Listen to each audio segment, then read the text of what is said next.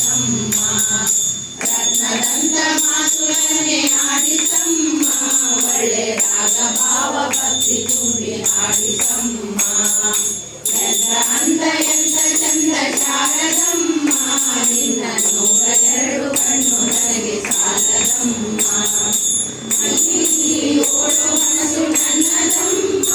ಬೇಗ ಬಂದು ನೆಲೆಸು ನೀನು ಶಾರದಮ್ಮ ಅಲ್ಲಿ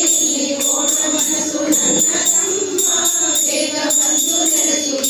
ನೀನು ಶಾರದಮ್ಮ ಬೇರೆ ಏನು ಬೇಕು ಎಂದು ಕೇಳೆನಮ್ಮ ನಿನ್ನ ವೀಣೆ ತಂದಿ ಮಾಡಿ ನುಡಿಸು ಶಾರದಮ್ಮ